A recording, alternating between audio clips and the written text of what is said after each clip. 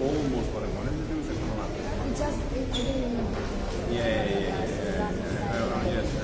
Yes, we're on the one.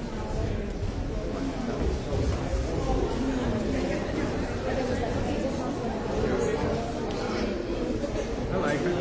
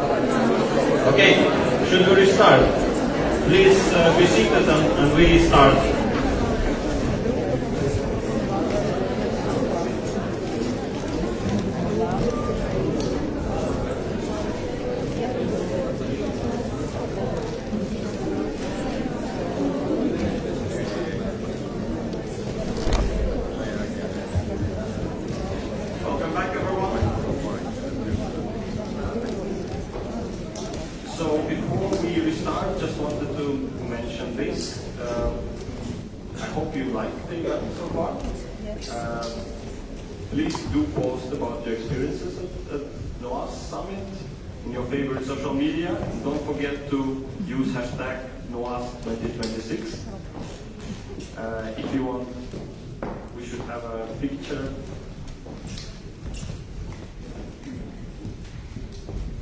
Sorry. We have have a picture with the tags of the organizers if you want to tag them. Otherwise, some practicalities. I think you probably will figure out that the toilets are there to the right from myself and to the right again. We have a couple of emergency exits, so one over there, one there to the left, and there should be one behind myself. Yeah, coffee and lunch will be served in the same place as you just seen. There is a practicality, a list of attendance going around from hands to hands. That's a way of reporting to German bureaucracy. We have a funding from Stiftung, so we have to do that. Please, when you see that list, leave your name and signature so that everything works fine with us and the funding for the next year. Yes, the book that I was speaking about, if you look at the entrance to the right, there is a stand with books and a QR code. So if you want to learn more about it, you can do it by scanning that QR code. And now let's go to the second panel of the day.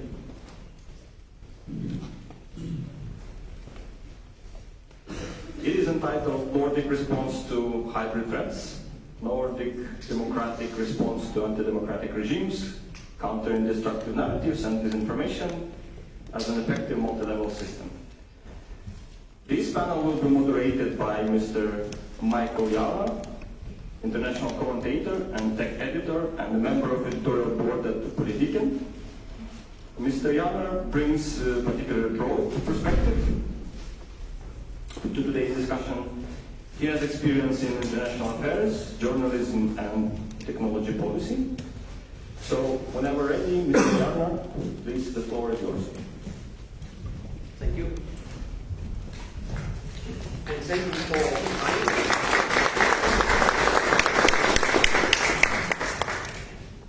First of all, now I got my clappings. You came 10 minutes late, it means you not have a lunch break. Welcome to this panel about hybrid threats. Hybrid threat is a lot of stuff. I mean, you can put a lot of stuff into that concept. We will be focusing on the disinformation side in this panel, although I think I should start. When did we talk in Denmark a lot about hybrid threats? That was not as late as in September, where we had reports about drones over the airport of Copenhagen. It was kind of a Sputnik moment for Politiken. For so long time we have been talking about hybrid threats. We have regarded them as something which was going on in the digital sphere, but now we also saw it could take a physical form, and it could take a physical form right here. It was the first time during the war in Ukraine and before that everyone was discussing what is going on here.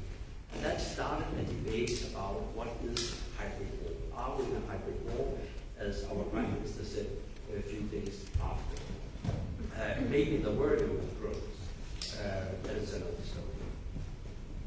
But it's also a very important story, because when we are talking about hybrid warfare, we are having so many dilemmas, and we will come touch on that in our panel. It is an invisible enemy. And when you have an invisible enemy, and you call that invisible enemy out and it is not there, you do something with the trust against authorities. And when you call them out, then you need a trust in the authorities that you actually know how to cope with it. And we were not convinced of that in the autumn. So this is why it is so important to share our experiences at this panel.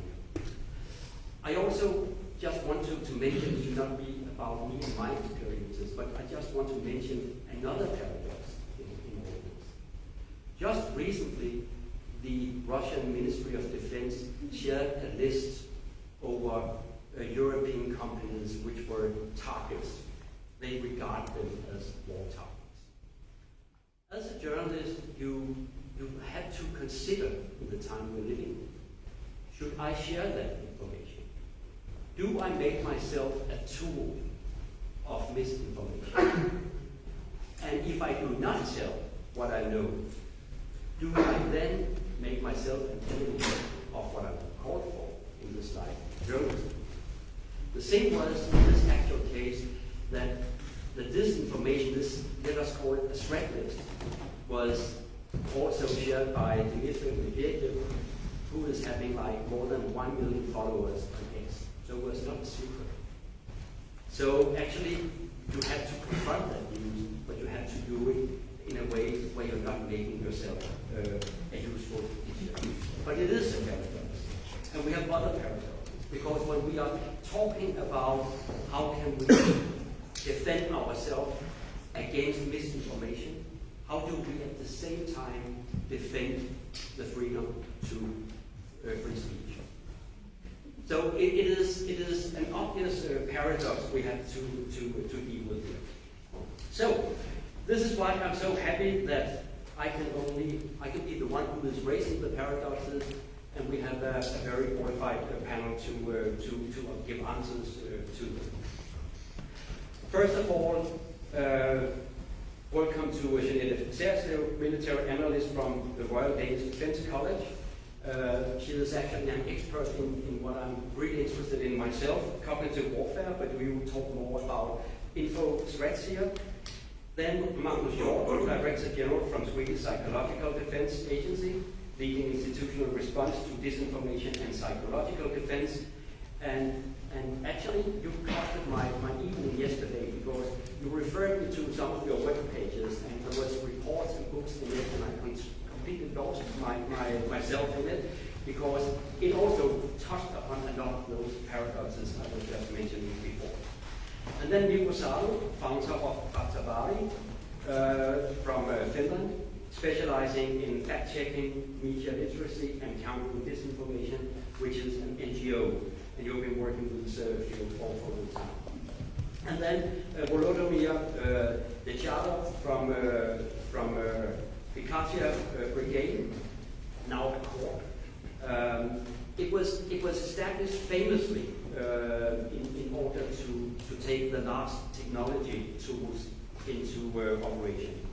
And we will also talk about what are the differences between hybrid warfare in peacetime, as we are in the Nordic countries, and what you do in the Ukraine. Are there different rules when you are at war and when you are not at direct war, at least?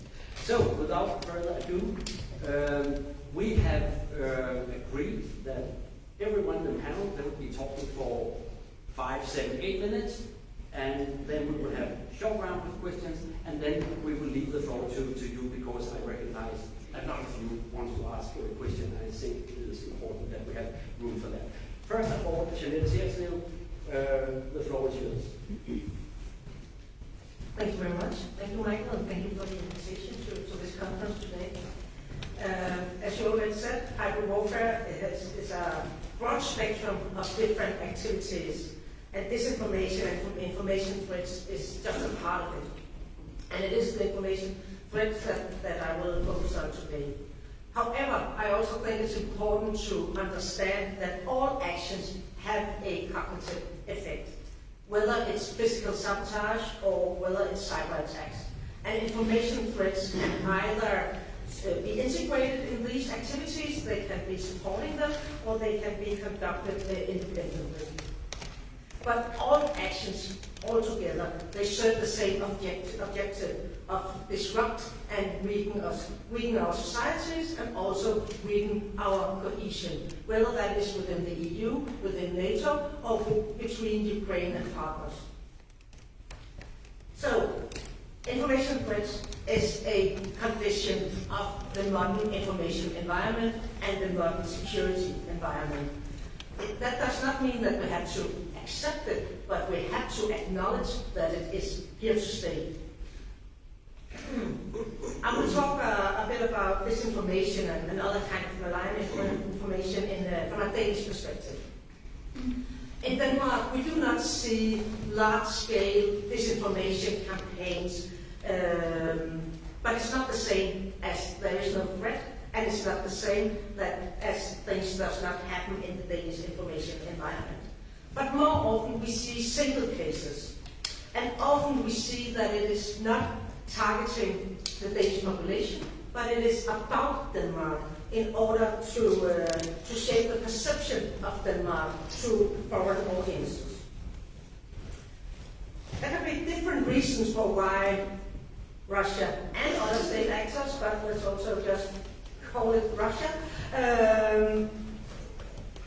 does not prioritize targeting Denmark and the Danish population. We are a small country, meaning that it will have relatively lower impact. Also, together with Sweden and Finland, luckily we are a high-trust society, meaning that in general the citizens trust their authorities and their politicians. If they don't have to agree with them, but they trust them in general. And then also, that is of course in regards to Ukraine very important, that in Denmark there is a relatively high consensus in regards to the support to Ukraine. In Parliament, but also in the population. And Ukraine is the main topic, talking about disinformation and malign influence in Denmark. But often it is incorporated in other issues and other crises, as the crisis between the Kingdom of Denmark and the US in regards to Greenland. In January last year, we had a case where a fake post from a member of parliament circulated on different social media.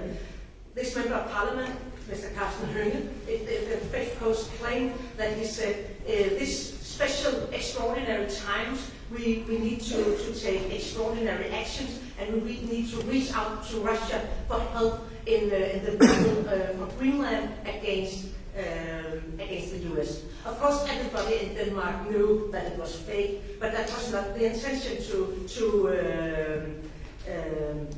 to make any Danes believe in that. It was to frame a picture outside Denmark.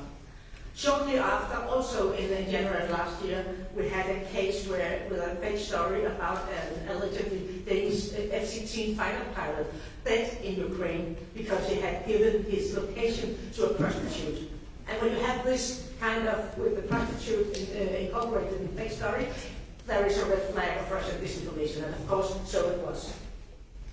This year, when the crisis between the Kingdom of Denmark and the US was at least so far highest level, January, we also saw Russian disinformation about that President Zelensky had offered to deploy troops to Greenland in case of a Greenland American invasion. Another story was that Denmark had decided to withdraw F-16s that were donated to Ukraine, also in case of an American invasion. And of course it was all fake.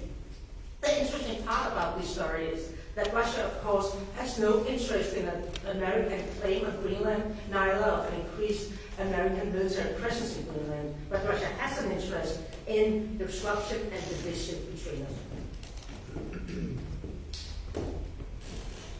We also have a newly parliamentary Danish election for parliament, and there were no particular interference under the election campaign. Maybe because of a refocus due to the outbreak of the war in Iran. But already the day after the election, actually, we witnessed an orchestrated campaign online. And I saw it myself in real time on specifically X, but also other social media platforms, where the result of the election was framed as a rejection of the current government due to the support to Ukraine. And I can say that there is no indication that that had anything to do with the result, the outcome of the Danish election. Okay, so these are the facts that's happening in the information space. What should we do? Well, first, let me address two possible vulnerabilities. One that is that we in Denmark maybe believe that we are more cognitively resilient than we are. And the other one is that we have a tendency, I think, to focus only at a national level, whereas we have to acknowledge that information threats are transnational in nature. Have I spent all my 8 minutes? Okay. Thank you. You use it well.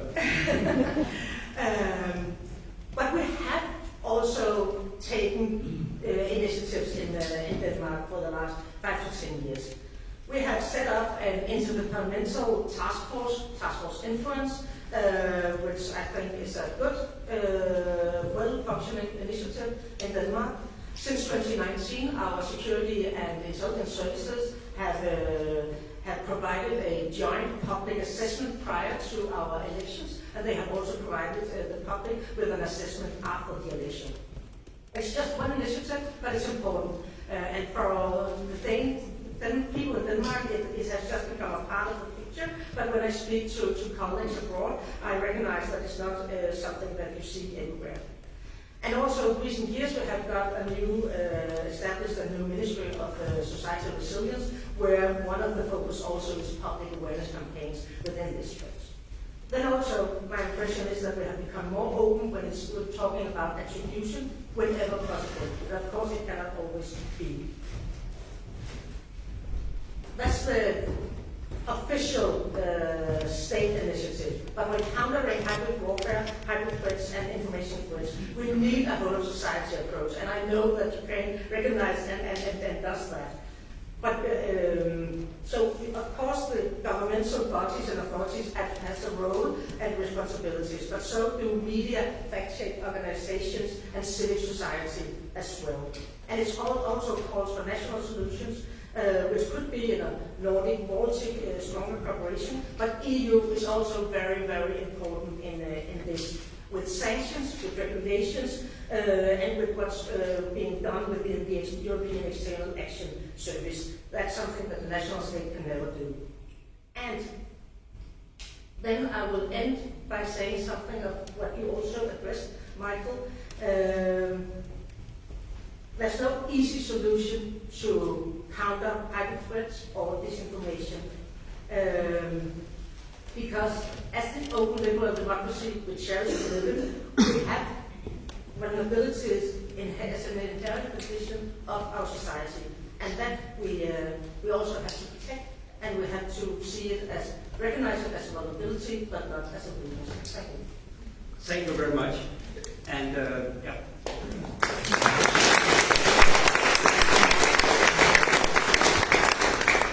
And exactly the dilemma you raised here is actually what caught my mind when I was reading the material from Magnus Hjort. So you can take over naturally from you. Thank you so much, and thank you very much for inviting me to this very vital conference on this extremely important topic. Let me start by saying that as a Swede, we share a lot of the experiences that Jeanette told us about regarding Denmark. A similar situation. But the Swedish perspective then, the security situation Sweden and Europe is facing today is severe. We are in conflict with imperialistic, aggressive warfare in Russia, using every tool in the hybrid toolbox to undermine democracy and sovereign decision-making in the West. Ukraine, on the other hand, is fighting a war of survival, in essence fighting our war, which makes it an absolute moral obligation for us to support Ukraine in every way possible, as long as it takes. Another way to frame the current security situation is to say, as the Swedish Prime Minister Ulf Kristersson did in January 2025, Sweden is not at war, but there is no peace either. The Prime Minister was, of course, referring to the constant attacks, hybrid attacks, that we and other nations are subjected to under the threshold of what normally constitutes a war. Russia, on the other hand, quite often portrayed their war against Ukraine as a proxy war against the West, or maybe Europe. And has also since over a decade been talking about an information war with the entire Western world. And somehow we need to communicate this in order to create awareness and preparedness. We want a population to be well informed, prepared, not scared, empowered. There is no time for alarmism, but at the same time we must convey the seriousness of the situation. And that is the balance we need to find in our strategic communication. A balanced communication is pivotal when building trust in government institutions. So, psychological defense is a collective ability of society to resist foreign information manipulation and interference, what's called feeling of the European Union. directed at Sweden or Swedish interests. And in war, psychological defense aims to prevent an adversary from breaking down our resistance, our will to defend ourselves, through disinformation, propaganda, and psychological warfare. Our assignment from the Swedish government is analyzing, supporting, encountering, and building resilience against the cognitive side of hybrid threats. That is feeling, or if you like, information warfare. The Psychological Defense Agency provides assessments, situational reports to the Swedish government and other stakeholders. One other major assignment is building awareness, preparedness, knowledge, and resilience within the whole population. As Jeanette said, we must have a whole of society approach to this.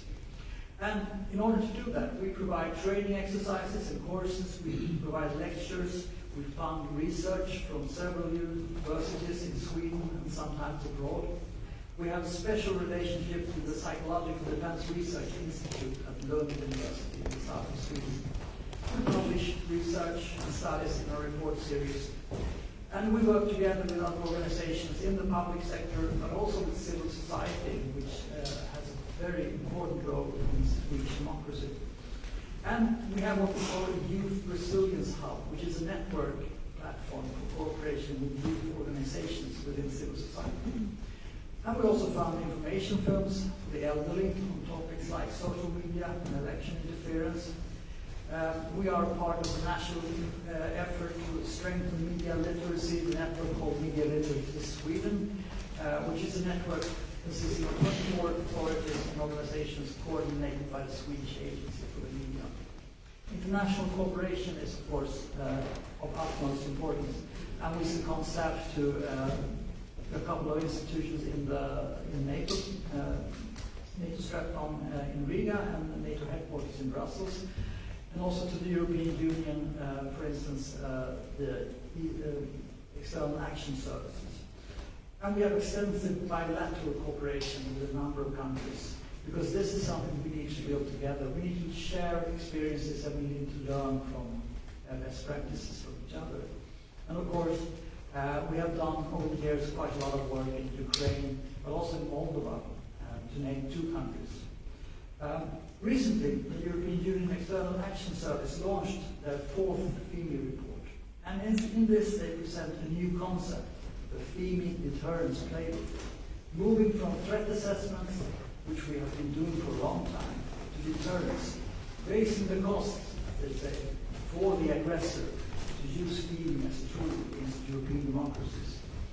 So it's about raising costs and risks for threat actors, read Russia, striking at the nerves of the FEMI architecture, including organizational networks, financial flows, operators, and technical infrastructure, pushing perpetrators to reshape their strategy, to make them waste time and resources trying to rebuild their infrastructure, reducing threat actors' credibility and influence.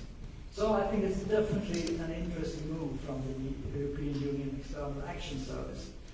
But we also need to build trust within our society. That has been mentioned a few times here. Trust is a word with very strong positive connotations. And we take great pride in Sweden, acknowledging that we are known as a high trust society, which is something we share with our Nordic neighbors. Sometimes this is called the Nordic gold. But what we also know from research is that trust is unevenly distributed within society. Some segments of our population, according to research, shows significantly lower scores when it comes to trust. And a society without trust in public institutions, where people lack trust in each other, and trust in democratic processes, results in a society which is vulnerable to surrounding threats. In order to have resilience against antagonistic attempts to undermine our democracies, to undermine trust and confidence in public institutions, free and independent media, and the free formation of opinion, we must continue building strong societies with well-functioning public institutions and with a high degree of social inclusion. The worst-case scenario is in a world of even more AI-manipulated content online, people lose trust in that we actually can distinguish between true and accurate content and information and the fake versions that are being spread by authoritarian regimes trying to undermine our democracy.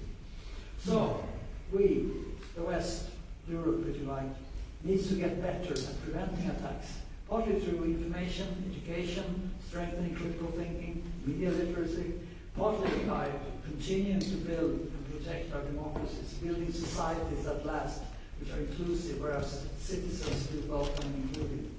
And we need to pool our resources better within, for instance, the European Union.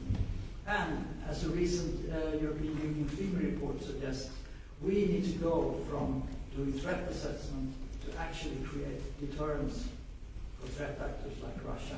And maybe we should talk less about information influence and FEMA and more use the term that Russia has been using for a while, information warfare, recognizing that this is real.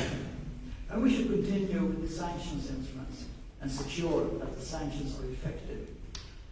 And the purpose of psychological defense is to safeguard the open and democratic society, the free formation of opinion, and our freedom and independence. And this is something that I and the Psychological Defense Agency is dedicated to work for every day.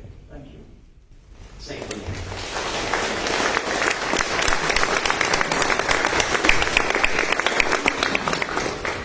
Thank you very much, Magnus. And we, from here we came from Jeanette Serritzlev talking about cognitive resilience, and to a new concept here like deterrence, which I think we should come back to, because what would that be more practical, this kind of deterrence.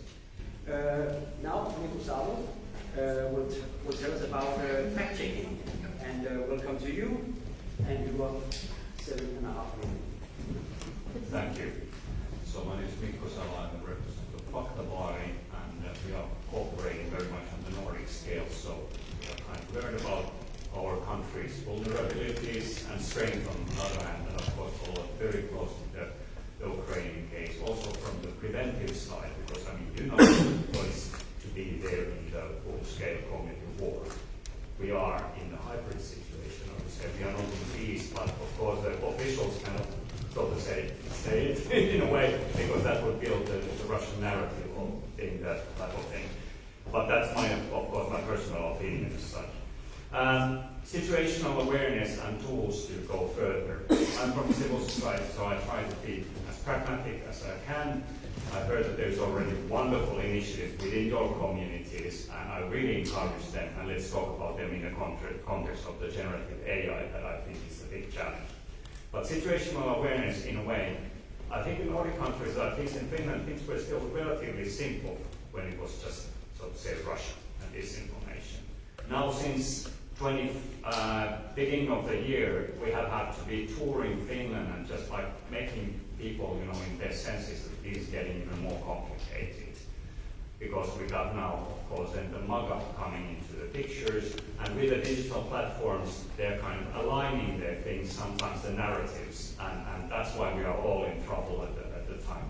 And then, of course, we have some domestic useful idiots in the game, and luckily they are, as far as I understood, still relatively marginal groups in Nordic countries, but still, because there is overall very, very strong support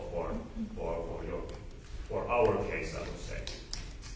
But what I see as something that when we are living in trust-based societies, we have to be preventive, and we have to kind of see a little bit what is coming. And with the social medias, we were about 10 years late, all of us. I mean, we have to admit it.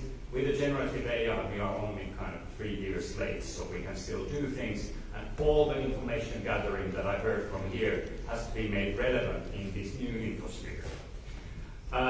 One example of the generative AI was that we kind of made an investigative case in Nordic countries how the Russian Pravda network is infiltrating the chatbot's narrative and is spreading disinformation about the stories that you've been fact-checking and all that. And yes, we contacted then the platforms and all that. No major change was done, but it's kind of cat and mouse game there. So that's the frontier that you have to be checking out.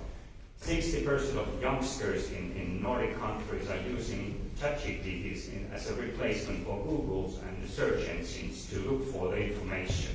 So this is where the manipulation will happen if nothing will go on further. So very important to know for that one. So we were able to find that, yes, some of the stories are infiltrating there, and then you have to kind of claim that one and do the fact-checking for the narratives in that type of platforms where it really matters. I see some potential and for creativity, and perhaps in emergency cases like yours, you are able to do things a little bit more rapidly than some of us in our very restricted societies to an extent. So I'm really looking forward for that one.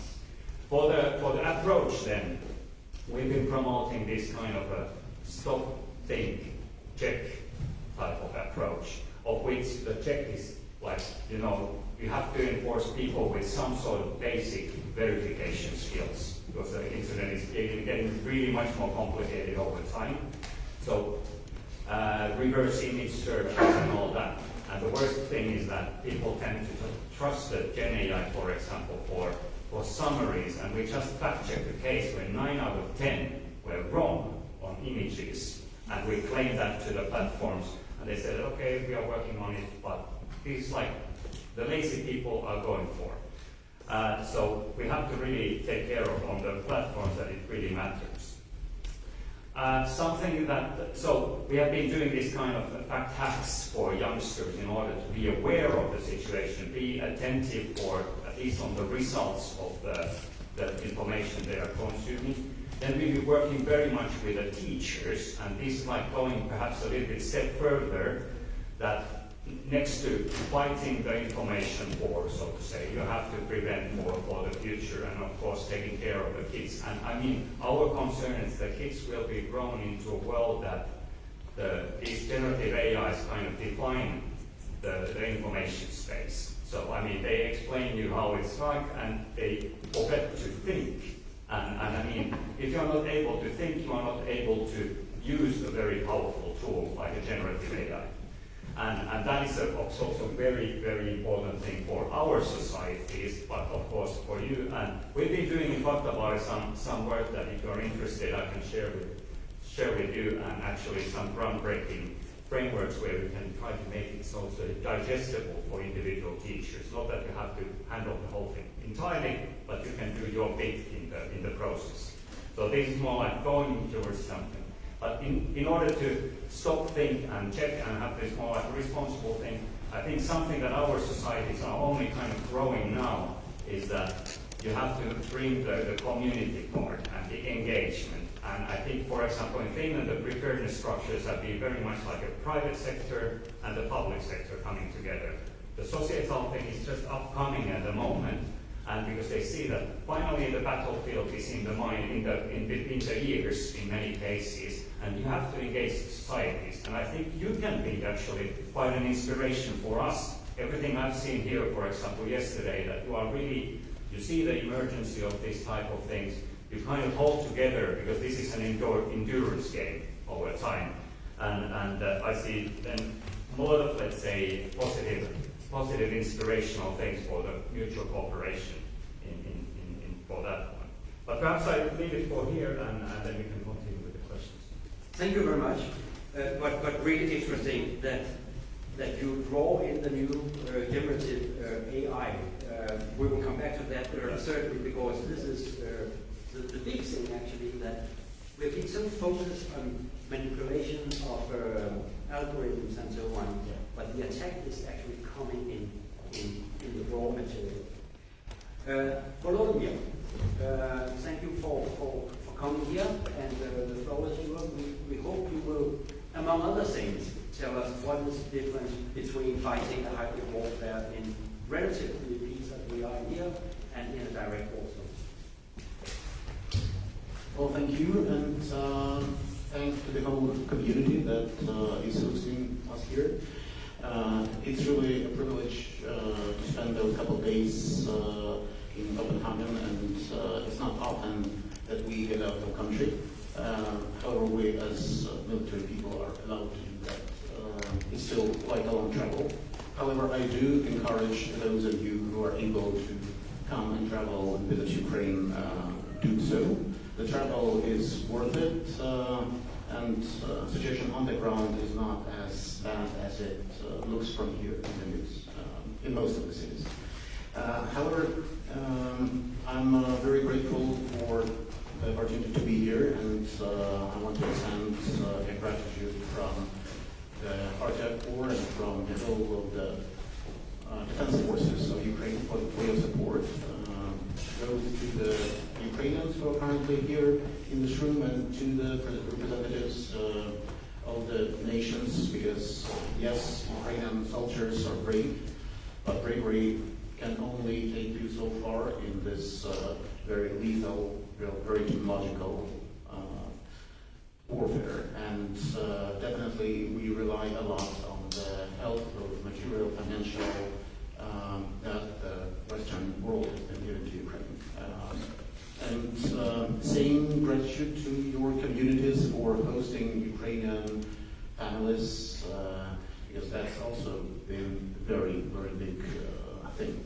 And I'm happy that I have been able to meet some of our partners that have been working closely with Khartiia Brigade over those recent years, specifically Natalia from FÆLLESSALEN, from Norway, and then some of our friends from Faktabaari Foundation, Svetlana from Vilnius. Definitely, that's been a great opportunity to have an opportunity to talk to you.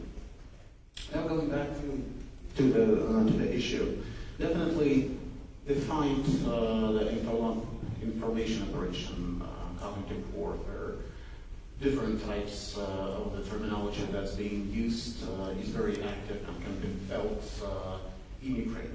And I think that the main thing that Ukraine is struggling to make, to understand how to fight is how do you defend democracy in a democratic way and not get into tyranny. Because sometimes really this line becomes very blurred. How do you work with the person's right of expressing their thoughts when those thoughts endanger the battlefield situation directly? How do you find that if you feel that those opinions might endanger democracy? Actually, so I think that this is one of the main things that we are thinking about, is actually how do you become proactive in this information warfare? Because if you are always just working with dissecting disinformation and propaganda, you're always behind. Being on the defensive has shown us it can only take you so far. So, and it was really interesting for me to hear that the tools that are being currently used in the Nordics are those that we are actually using in our units. That it all comes down to critical thinking, it all comes down to training and education, it all comes to understanding, to the ability of both the soldiers and the junior and senior leaders in the army to be able to analyze information, to analyze the sources. And we as a unit have been investing very heavily in that. Basically, a part of our basic military training is several classes on, starting from the history of the war of Ukraine, just to get a better understanding to the soldiers that we're not talking about 4 years, 12 years, we're talking about hundreds of years. So the basic military training includes those history courses and basic analysis and critical thinking courses. Our NCO training as part of our leadership courses for NCOs, for junior officers, always include something that teaches our leaders actually to think critically, to be able not only to understand and dissect Russian propaganda and Russian narratives, but also being able to explain that, because that's the role of a leader, is actually to talk to people. And so we specifically do what we call them morning drills, where our leaders, in the course of their leadership training, every morning after they do their physical training, they do a drill where they are actually practicing talking to their future personnel, to their future units about how they actually can dissolve some part of the Russian narrative. But again, the unit in itself is only a small part, and we understand that it's impossible to fight such a big war without the support of the communities, and that's why we go outside of the unit, and we have our own community centers that run, that we call Khartiia hubs. Currently we have 5, 6 of them around Ukraine, in Kyiv, Lviv, Frankivsk, Poltava, Dnipro, and Kharkiv. And those are not really recruiting centers per se. These are specifically community centers that look more like that run. So just in April, they organized over 240 different types of events, lectures, talks, book clubs, history lectures, specifically for civilians. And our job as part of those Khartiia hubs is actually making sure that we push our narrative out, which in most cases is stronger than Russian. Because Russia really does not necessarily have a specific end state in mind. In most cases, they're happy when they're able to bring chaos. And it's definitely easier to bring chaos than to build anything. It's easy to destroy than build something sustainable. So that's why we're stepping outside even of those Khartiia hubs and moving out into schools and partnering with Ukrainian schools, specifically with so-called senior grade protection of Ukraine curriculum. And so we send our instructors and we provide our input on the curriculum. Again, to make sure that students, high school students, they learn how to analyze and to understand. So indeed, we as a unit, we don't do propaganda internally. Rather, we concentrate on training and education and building up those critical thinking skills, because they are essential in this new world where there is so much information and so much data, where if we just focus on broadcasting our narratives, we're just going to be lost, because Russia has so many resources than we have. And so for each of our news items, they're going to produce 10 of their own. And so unless we teach our students, civilians and soldiers to think critically and to understand the value of democracy and the value of the state, so I think that that's our only way out. Thank you very much.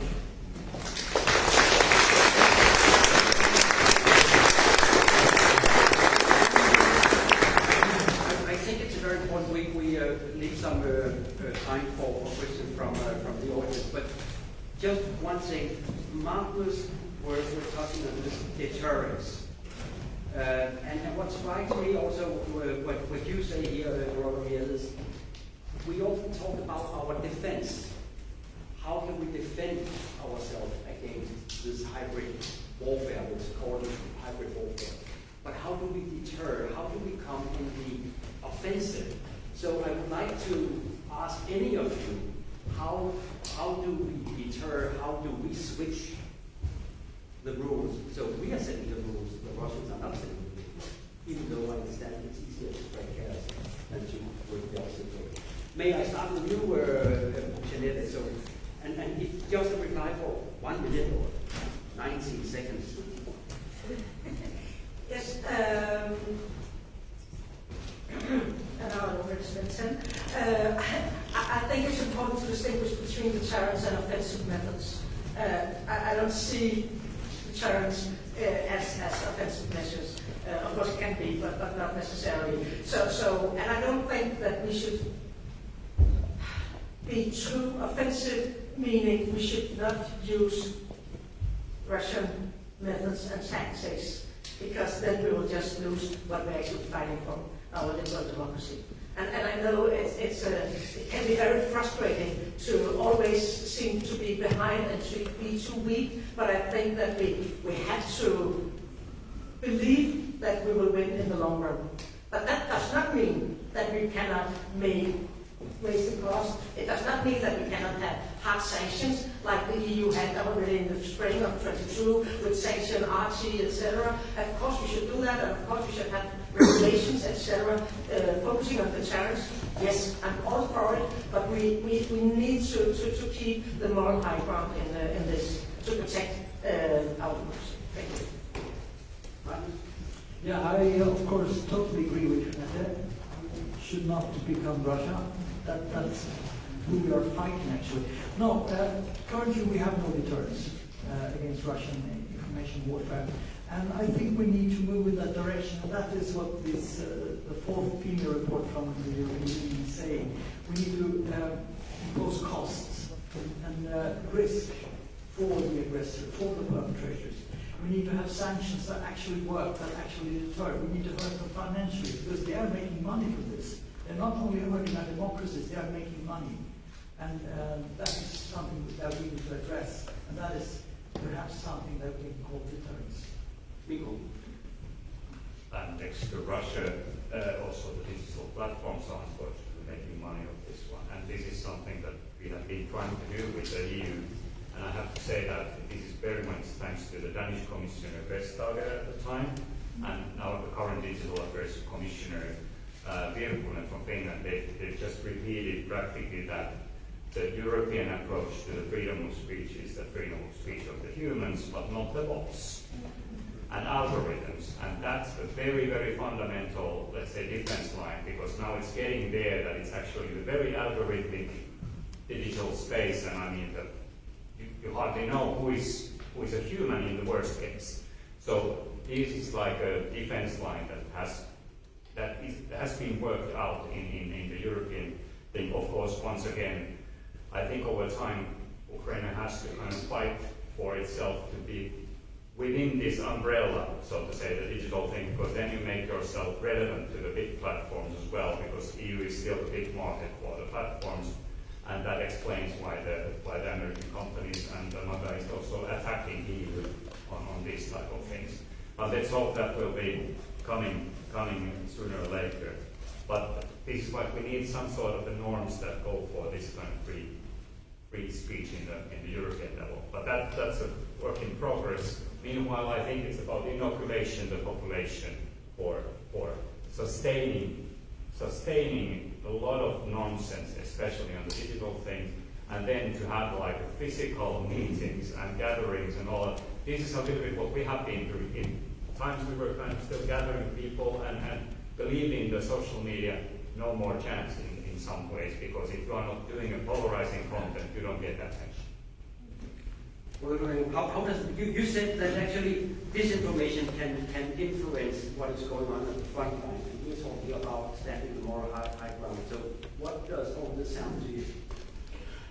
Well, definitely for us, any offensive information operations which we do sometimes tactically on our battlefield, they still need to come into a larger picture of like what the commander sees, like the end state for any operation. So for us, understanding actually where we want to get, like what is the final end goal, end state, is primal. So I would ask you, like, how do you view the end state of those active information operation? However, if we're talking about what can we do with Russia, I agree with working with platforms is instrumental. Definitely platforms are there to make money. However, to make money they need a free market. By helping Russia push their narratives into the West, they're not bringing free market any closer, rather further. Look where it has got them in Russia. So I think that's one thing, is actually cutting the sources, the channels that they're using, and second is actually targeting with sanctions like the specific people, because the people, the individuals, the agencies that are working actively on creating and distributing those narratives. They are just as an active part of a warfare as someone who is launching rockets or planning another Shahed strike. Thank you very much. I know lunch time was at 12. I hope it's okay if we could take 10 minutes more since you were late. Actually, you owe me 30 minutes. Who would be the first one? Oh, yeah, I think you'll have a mic.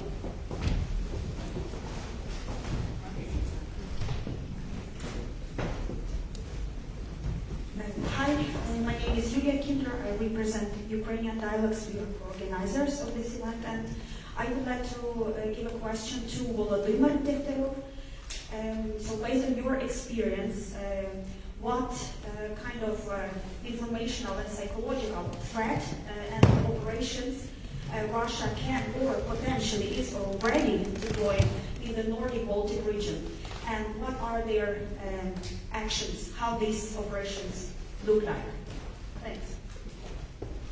So we were actively talking to the NATO Stratcom Center of Excellence and are following some of the things that are happening, and we see that Russia is doing the same thing that it does, that it has been doing in Ukraine and in other countries, I mean, for the last couple dozen years.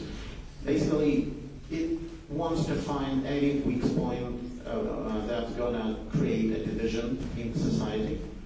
And they're actively looking for any conflicts that can increase this division between the civilian population and the army, between the army and the commanders, between the civilian population and the state and the government. So, the areas could be anything sensitive: religion, language, gender, basically anywhere where there is some point of internal conflict. They're happy to invest money to create waves of thoughts that will give the population of a country a feeling that, okay, so maybe we shouldn't trust our government, maybe we shouldn't trust our army, maybe we shouldn't trust the neighbor, maybe we shouldn't trust our community. And so as long as, so that's their mistake. And that means that our response for that would need to be more efforts into society resilience and cohesion. Thank you. And we have a question from Mike is there, and then you'll have the floor afterwards.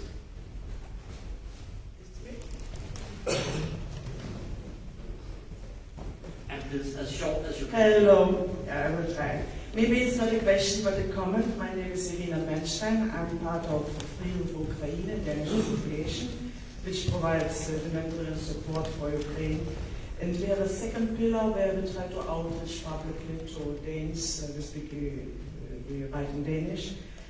And we write about political and military development. This is a short yes. question. The point is that we are now facing a situation where repeatedly being used for various Zoom actors. People suit us, lawsuit us against us and try to silence us. And it's repeatedly. It's not only once, twice. It's maybe, what do we say, 5 of our people are threatened to silence. It's not a question, it's just what happens in Denmark, and we have to deal with it. Important. Thank you very much. And then I promise the floor to up here. First row. No, up here. First, fourth row. You have to keep your promises. Here. Keep Nordic. Yes. Thank you very much. I was patient. My name is Serritzlev. I'm from International Center for Ukrainian Victory. First of all, thank you very much for this great debate. It's very dear to my heart, the topic. I have also authored the research on Russia's multi-threat warfare against Europe. You can find it on SCV website. But I wanted to ask you 2 questions. First, you described very interestingly what your individual countries do. But I wonder, Europe collectively is as strong as its weakest link. So how do you share it? We know very well there are countries in Europe who are much more susceptible to Russian propaganda, to all the Russian hybrid toolkits, and how do you share your experiences How do we cooperate all together? I mean, you mentioned European Union, but I wonder maybe you have some examples. And second question about young population. One of the speakers also mentioned it, and the point that Jeanette made about, you know, immunity that you feel that Denmark has, and it's your vulnerability. I mean, I have seen how in Poland, for example, the support for Ukraine has transformed over the years, and very worryingly, young population is less and less supportive to Ukraine. They are also less and less supportive of other things. They are becoming more far-right, the younger population. What are the examples of how you work with the young population in your countries? Thank you. I think there was actually a very good question for all of you. Mikko, would you start? This is exactly the reason we have focused entirely on the young people. I mean, it's very, very difficult to change the mind of a 50-year-old man, for example. I mean, at the time, I know. But it's very important to start it very, very early in the media education. This is what the Finland, and I think all the Nordic countries have some good experience that you have to start it very well. The information, the so-called news, is coming from this one. TikTok is the biggest source of information on news. We were counting the amount of accountable news here. It's very, very low.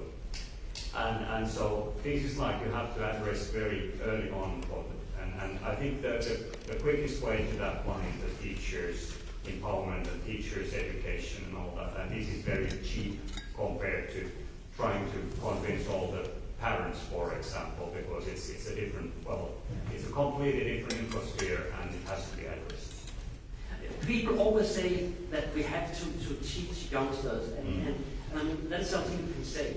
But how can you do it, and do we have all the time? I mean, we do not have the time for spending a new education 3 years in order to build up this resilience. So how do we do that rapidly, effectively?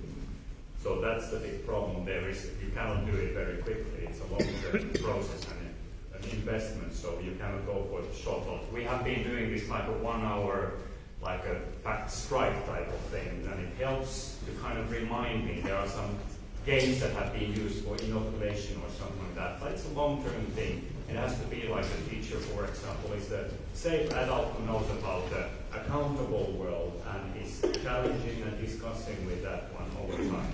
But how to do that, the curricula differ to an extent. We made this kind of a template that how to teach the generative AI, for example, from the very early on, but it's a long path.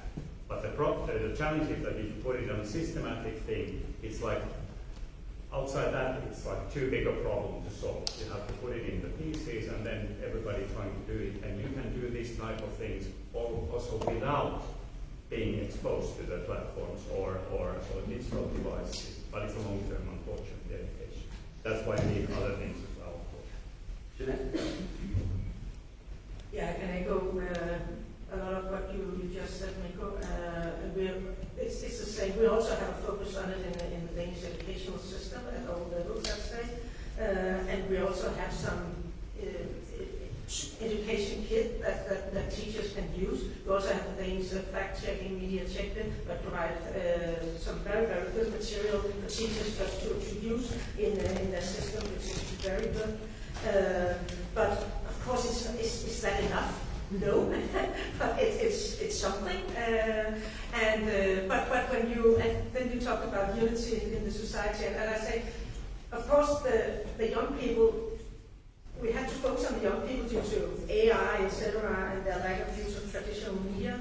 But when we're looking at the anti-governmental voices, the MAGA-verse in Denmark, the conspiracy theories, they're not necessarily 15 or 18, but a bit older, and that's another problem, just to be honest. And then you had a good question about the cooperation between countries, not necessarily within the EU. And there's a lot of initiatives. There's a lot of initiatives across different associations and just bilateral agreements, etc. So I actually think we do a lot of cooperation and sharing of information and best practices. But as you also mentioned, of course, the situation within the EU is also differs a lot from country to country. But that does not mean that we cannot learn from each other. Also from the Nordic countries, looking at the Central Central Europe or the South Europe? And Magnus? Yes, about our international cooperation, which I think is one of the most important things that we do. We have been doing work in Ukraine for a number of years, and I was very glad to hear that Volodymyr has participated in a course we had a few years back. And we keep, we have a program right now in Ukraine. We have done a lot of work in Moldova. I'm happy to say Russia has lost 3 consecutive elections there. It's something to be cheerful about. Armenia is coming up next. We have been there as well, trying to support them in building their resilience, as well as Romania. We have translated some of our material to both Ukraine and to Romania. We have a lot of bilateral interaction with countries like Czechia. We have a lot of interaction with France. They have a great agency there called Visionum. And I want to mention Finland, Poland, Estonia, Latvia, Lithuania, Norway. Not so much Denmark, though. I don't know why. And we have also interactions with Japan, Australia, like-minded countries. We try to learn from each other, we share, and we build this knowledge together, because we are in this fight together. Last word. Indeed, I first met the Psychological Defense Agency's guys, I think 4 years ago, and then 3 years ago participated in a very interesting simulation workshop, specifically on commentating, theming, and back in Ukraine, and something that I was just discussing with the colleagues during coffee break, that indeed we have lots of life experience. However, in most cases we don't have enough time or resources to put that to do proper after-action reviews, to do proper analysis, and then actually develop doctrines. And so definitely that is something where we are happy to share some experience, because we want to make sure that the whole Western and democratic world is more resilient, and so we're happy that we have a number of different nations working currently specifically in helping us analyze and then put that into a new type of a doctrine, because NATO's strategic operations doctrine sort of is not really ready for the type of warfare and the type of information environment that we're having right now. Thank you. And you asked last word in 30 seconds. Something that very often we are forgetting here, that we need resources and we need funding for communities like you to kind of do, because you have all the ingredients for that one. You have the community who is able to do that, hopefully the technological skills and all that, and an urgency for fighting for that one. And for that one reason, I would see that it's also an example to us, because we haven't been through what you are, and we need to learn about that one from hybrid to kind of the real world situation. Thank you very much. I think what is clear after this panel, I think you had so many good points up here, but Jeanette started actually by telling this is not only about influencing people's mind, it can also be about influencing other countries' view on the country, which is also very important to keep in mind. And you also mentioned that maybe we are a bit more resilient. No, we are less resilient than we believe we are. Magnus was taking us from threat assessment to deterrence.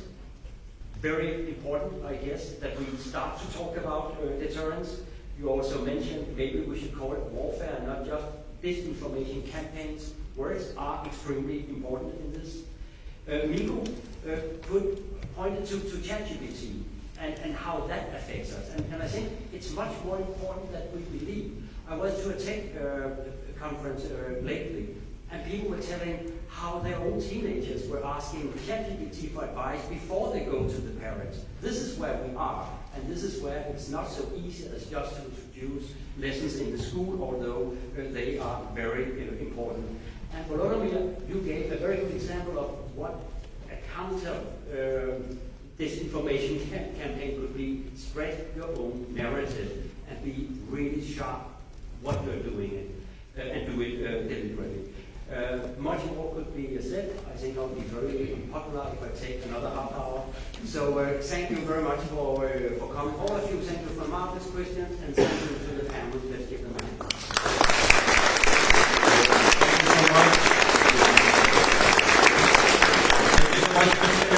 And again, as a token of appreciation, we would like to present you with this powerful book, The Flood, by Volodymyr, a writer who had to become a soldier to fight for his fatherland. Thank you.